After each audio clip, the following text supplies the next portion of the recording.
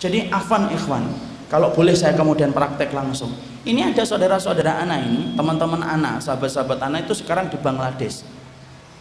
Mereka kemudian sedang menunggu para pengungsi dan ngurusin pengungsi supaya mereka makan, mendapatkan kemah yang layak, mendapatkan tempat yang layak.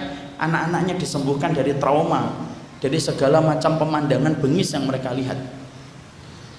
Ada yang 10 hari, ada yang 20 hari, ada yang 1 bulan ikhwan. Yang namanya relawan itu Masya Allah, tidak enak, risikonya banyak. Maka mereka contohnya misalkan pergi 10 hari, pergi 10 hari saja.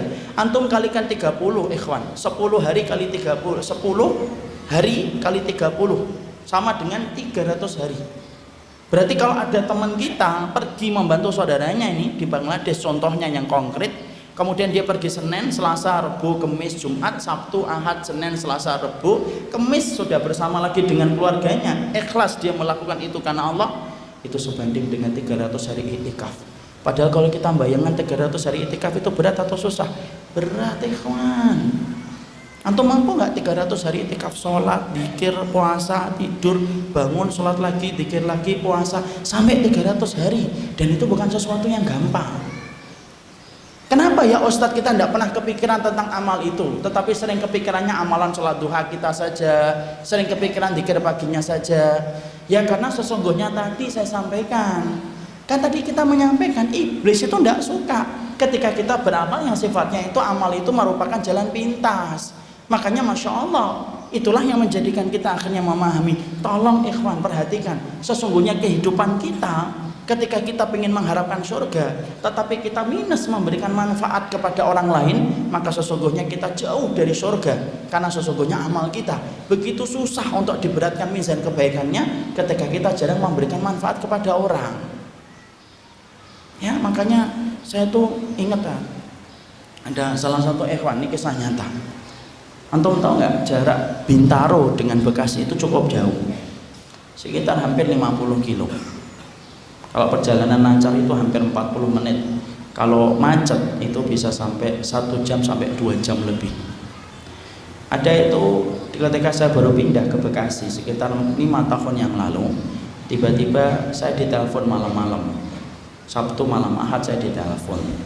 Ketika ditelepon beliau mengatakan, Ustadz, besok ngajar di mana?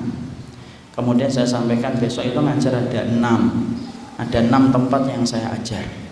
Lalu kemudian apa ini? Masya Allah, padahal saya cuma contoh ya, Masya Allah. Saya malah penasaran ada mendoannya enggak ini. Sudah Ustaz, jazakallahu khair. Insya Allah, beliau memberikan manfaat ini lebih baik daripada itikaf 30 hari. Masya Allah. Saya minum dulu gitu, menghargai beliau yang sudah susah payah.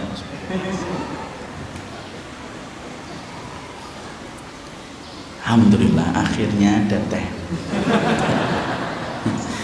Sampai mana tadi? Saya oh iya, ada teman saya, ada kemudian salah satu jamaah nelfon saya. Kemudian beliau bertanya, Ustadz besok Ustadz mau kemana? Saya bilang saya taklimnya banyak akhi. Saya taklimnya besok ada 6. Tidak apa-apa Ustaz, saya antar. Tidak usah akhi, tidak apa-apa. Saya dengar ikhwan yang dampingin antum nyetir pulang kampung. Iya, lagi pulang kampung ada urusan. Tidak apa-apa Ustaz. Saya bilang sama beliau, tidak usah akhi. Kalau antum mau ngantarkan saya, antum antarkan saya dari subuh. 3:30 subuh antum siap apa di depan rumah saya? Siap insya Allah Ustaz. Saya pikir biasa, mungkin tidak jadi. Kemudian saya tutup teleponnya, tidur, saya istirahat. Pagi jam 3 sudah bangun persiapan untuk kajian subuh, karena hampir tiap hari ada kajian subuh. Kemudian mempersiapkan, kemudian 3:30 pagar saya itu dikotak tek.